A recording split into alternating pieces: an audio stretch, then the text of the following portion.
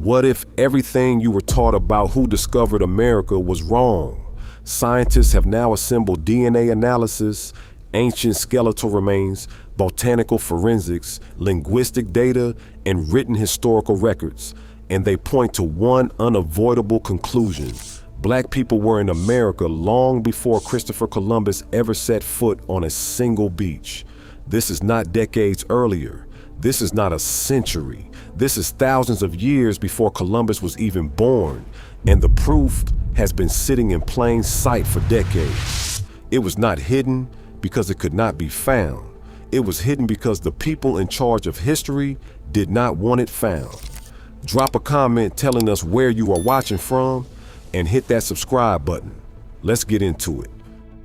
To understand how Black Africans reached America thousands of years before Columbus, you first need to understand something that mainstream history has spent centuries trying to erase. Africa was not a continent of isolated, landlocked tribes waiting to be discovered by Europeans. Africa was a continent of empires, of engineers, of navigators, of seafarers who understood the ocean in ways that would not be matched by European sailors for another 1,000 years. The Mali Empire alone, at its height in the 13th and 14th centuries, was the wealthiest state on the face of the earth. Its ruler, Mansa Musa, is still recognized by economists today as the richest individual in all of human history, with a fortune estimated at $400 billion in today's money. This was not a civilization scraping by. This was a civilization with the resources, the knowledge, and the ambition to look at the Atlantic Ocean and ask what is on the other side. But the story of Black Africans in America does not begin with the Mali Empire. It begins much, much earlier. It begins with bones. In 1975, a joint French and Brazilian archaeological expedition was excavating a cave called Lapa Vermelha in the state of Minas Gerais, Brazil. 50 feet beneath layers of mineral sediment and rock, they found a skull, a human skull, belonging to a young woman who scientists estimated was around 20 years old when she died. When the geological strata surrounding the skull was dated, the results were staggering. This woman had lived approximately 11,500 years ago. She became the oldest human remains ever discovered in the entire Americas. Scientists named her Luzia after the famous Ethiopian fossil Lucy, found just 1 year earlier in 1974. But what shocked researchers was not just how old Luzia was, it was what she looked like. When forensic facial reconstruction expert Richard Neve rebuilt her face using modern forensic technology, the result did not look like the Siberian or East Asian ancestors that mainstream science had always assumed populated ancient America. Luzia's facial morphology, the structure of her skull, the shape of her brow, the measurements of her facial bones bore a striking resemblance to people of African and Australian Aboriginal descent. Broad features, a skull shape that had no business being in the Americas if the only migration route was the Bering Strait land bridge from Siberia. Walter Neves, anthropologist at the University of Sao Paulo who led the detailed analysis, was direct about what the data showed. Lucia's cranial measurements placed her closer to African and Australoid populations than to any Asian group. His conclusion was clear: the Americas were not populated by a single migration of Asian people across the Bering Strait. There was an earlier wave, a different wave, a wave of people who looked African. Luzia was not alone. When Neves and his team excavated the broader Lagoa Santa region, they found 81 additional skulls from the same prehistoric period, and the pattern repeated itself. The oldest inhabitants of South America did not look like modern Native Americans. They looked like people from Africa and the Pacific. Now, before we go further, this is exactly the kind of history that the channel exists for. If you want to understand where human civilization actually came from, what the DNA and the bones and the historical records actually say, when you strip away the European filter, subscribe right now and turn on notifications, because we go this deep every single week. And what we cover next is going to completely reframe everything you thought you knew. Now, some scientists argue that Luzia's people were not from Africa directly, that they were a population that had migrated out of Africa tens of thousands of years earlier, lived in Southeast Asia for millennia, and then made their way to the Americas by a coastal Pacific route rather than through the frozen Bering Strait. And that is a legitimate scientific debate. But here's what that debate cannot erase. The oldest human beings in the Americas looked African. They carried the physical signature of African ancestry, and they were here 11,500 years ago, more than 10,000 years before Columbus. That is not a theory. That is what the bones say. But Luzia's story is just the foundation, because layered on top of the ancient skeletal evidence is a second wave of proof. And this one comes from a direction that historians spent over a century trying to discredit. In 1976, a Guyanese-born professor at Rutgers University named Ivan van Sertima published a book called They Came Before Columbus. The book was not written by a fringe blogger or a conspiracy theorist. Van Sertima was a trained linguist, anthropologist, and historian who had spent years assembling evidence from multiple independent streams: archaeology, botany, linguistics, art history, and written historical records, into a single argument. Black Africans made deliberate, repeated contact with the Americas long before Columbus arrived in 1492. The establishment dismissed it. Mainstream archaeology ignored it, and for decades the book was treated as Afrocentric mythology, passionate but unscientific. Except the evidence Van Sertima compiled did not go away. And in the decades since, pieces of it have been independently confirmed by researchers who had no agenda other than following the data. Let's go through what that evidence actually shows. Start with the ocean itself. The Atlantic Ocean is not the barrier history taught you it was. It is a conveyor belt.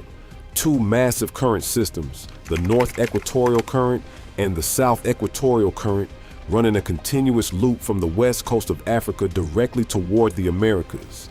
The Canary Current sweeps ships southward along the African coast and then westward across the Atlantic toward the Caribbean. The Guinea Current pushes from the Gulf of Guinea toward Brazil. Thor Heyerdahl, the Norwegian explorer who built a papyrus reed boat called Ra II in 1970 and sailed it from Morocco to Barbados, proved definitively that ancient vessels could make the transatlantic crossing using nothing but these natural currents in the wind. The crossing took 57 days. No engine, no modern navigation, just the ocean doing what it has always done. West African sailors knew these currents. They had been navigating the rivers of the Niger and the Senegal for thousands of years. They built vessels capable of ocean travel. The idea that they never looked westward and let the current take them, the current that flows directly, inevitably toward the Americas, is not history. It is a story someone decided to tell. Now let's talk about the Olmec civilization. This is where the evidence becomes impossible to dismiss with a straight face. The Olmec were the first great civilization of Mesoamerica. They rose in what is today the Mexican states of Veracruz and Tabasco around 1600 BC, making them contemporaries of ancient Egypt's New Kingdom and the height of the Nubian dynasties. They invented the first writing system in the Americas. They developed the Mesoamerican calendar. They built pyramids. They created the ball game that would later become central to Aztec and Maya culture. Alfonso Caso, one of the most respected archaeologists of the 20th century, called them the Madre Cultura, the mother culture, of all Mesoamerican civilization. And then there are the heads. 17 colossal stone heads have been discovered at Olmec sites across southern Mexico. The largest stands nearly 10 feet tall and weighs more than 40 tons. Each one is unique. Each is believed to be a portrait of a specific individual, carved with extraordinary skill and precision, and every single one of them has the same facial features: broad, flat noses, full, thick lips, high, prominent cheekbones, features that when the first head was discovered in 1862 by Mexican scholar Jose Maria Melgar, he described in his published report as unmistakably belonging to a Negro race. Matthew Sterling, the American archaeologist who led the major Olmec excavations of the late 1930s and 1940s, wrote of the colossal heads, "The features are bold and amazingly Negroid in character." Multiple independent scholars across multiple decades reached the same conclusion when they looked at those faces carved in stone. Now, is facial resemblance in sculpture definitive proof? No. Scientists at Mexico's National Autonomous University, UNAM, conducted mitochondrial DNA testing on 2 Olmec skeletal samples in 2018 and found haplogroup A, a Native American lineage. That finding matters and must be acknowledged honestly. But here's what the debate around the Olmec heads misses entirely. Van Sertima never argued the Olmec were entirely African. His argument was that African traders and sailors made contact with the Olmec civilization, that they arrived as outsiders, were venerated, were commemorated in stone, and then the civilizations continued separately. Contact does not require replacement. Influence does not require conquest. And the faces on those heads still have to be explained. Because the physical evidence does not stand alone. It stands alongside something even more powerful, written records. When Christopher Columbus completed his second voyage to the Americas in 1494, something happened that history books almost never mention. The native people of Hispaniola, present-day Haiti, came to Columbus and told him something. They said that black-skinned people had come to their shores before him, that these visitors had arrived from the south and southeast in large boats, and that they had traded in gold-tipped metal spears made from an alloy the natives called guanin. Columbus, always the careful record keeper, collected samples of these spears and sent them back to Spain for metallurgical analysis. The Spanish assayers returned a remarkable finding. The ratio of gold, silver, and copper in the guanin spears, 18 parts gold, 6 parts silver, 8 parts copper, was identical to the ratio used in spears being forged at that very moment in the foundries of Guinea on the West African coast. Not similar, identical. This is not mythology. This is a documented metallurgical analysis recorded in the Recolta, the official collection of Columbus's papers. Columbus himself wrote in his journal that he had reflected there had undoubtedly been blacks in this country. The man credited with discovering America wrote in his own journal that black people had been there before him. Then there is the linguistic evidence. Leo Weiner, a Harvard University historian and linguist, published a 3-volume work in 1920 titled Africa and the Discovery of America. Weiner spent years mapping linguistic connections between West African languages, particularly the Mande family of languages spoken across Mali, Guinea, and Senegal, and Native American languages of the Caribbean, Mexico, and South America. The connections he found were not vague resemblances. He documented specific words, including the Native American word for the gold-copper alloy guanin, which traces directly to the Mande word conin, appearing in identical or near identical forms on both sides of the Atlantic, in languages that had no business sharing vocabulary if the two continents had truly never made contact before 1492. Words travel with people. They do not cross oceans on their own, and when the same word, carrying the same meaning and the same phonetic structure, appears in a West African language and a Caribbean native language with no documented contact between them, there is only one honest explanation. Someone carried it there, someone who spoke that language, someone who crossed that ocean. But perhaps the most dramatic chapter in this entire story is the one written not by ancient Africans, but by the richest man who ever lived. In the year 1311, the emperor of the Mali Empire, a man named Abubakari II, did something that no ruler of his stature had ever done before. He abdicated his throne. He handed power to his younger half-brother, a man who would go on to become the legendary Mansa Musa, and he walked away from the greatest empire on earth to do one thing. He wanted to know what was on the other side of the Atlantic Ocean, Abubakari had already sent a first fleet of 200 ships westward into the Atlantic. Only one returned. The captain reported that in the middle of the ocean, the fleet had encountered a powerful current, a river within the sea that had swallowed the other ships. Rather than abandon the mission, Abubakari doubled down.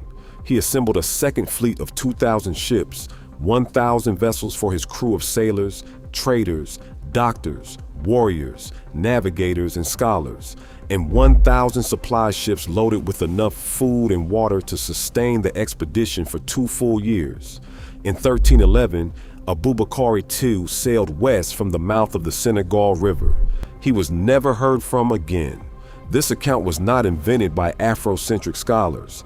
It was recorded in the 14th century by the Arab historian Al-Umari, who heard it directly from Mansa Musa during Musa's famous pilgrimage to Mecca in 1324. Al-Umari's account has been verified by multiple independent Arabic historical sources. The voyage of Abubakari II is documented medieval history. What happened to those 2,000 ships? The Canary Current and the South Equatorial Current flow from exactly where Abubakari launched, directly toward the coast of Brazil and the Caribbean. Places in Haiti still carry names, Mandinga Bay and Sierra de Mali, that bear a striking resemblance to the Mandingo people of the Mali Empire. The Garifuna people of the Caribbean, known to early European settlers as the Black Carib, maintained oral traditions of pre-Columbian African ancestry. The fleet did not vanish into nothing. And then there is the botanical evidence, the fingerprints that plants leave across history when people carry them across oceans. African bottle gourds have been found at archaeological sites in the Americas dating to thousands of years before Columbus. African cotton, a long staple variety genetically distinct from American cotton, appeared across North and South America in pre-Columbian archaeological layers. Bananas, native to Asia and widely cultivated in Africa, were found growing from Mexico to Brazil by the earliest Spanish explorers and were later discovered in Peruvian tombs dating to 8,000 BC. Plants do not cross oceans by themselves. They travel in the hands of people who know their value. In 1992, German toxicologist Svetlana Balabanova published a study that sent shock waves through the archaeological community. Testing the tissue of ancient Egyptian mummies, she found traces of cocaine and nicotine, substances derived from plants that at the time were believed to exist only in the Americas. The findings were attacked and dismissed, but subsequent independent testing by multiple laboratories confirmed the results. Cocaine and nicotine in ancient Egyptian mummies, thousands of years before Columbus. The only explanation that fits the evidence is trade across the ocean that history told you did not exist. So why don't we know this? Why is none of this in the history books that millions of children read every single year? Because history, as it was written and institutionalized in the 18th and 19th centuries, was a political project as much as a scholarly one.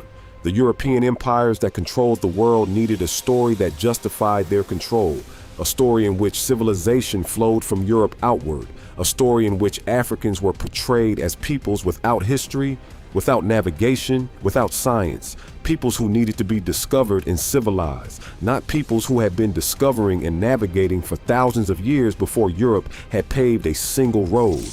That story required the erasure of Luzia, the erasure of the colossal heads, the erasure of Abubakari's fleet, the erasure of the Guanan spears, and the Mande words and the African cotton, the erasure of Columbus's own journal entry, sitting in the Recolta, in which the man the West calls the discoverer of America wrote plainly that black people had been there before him.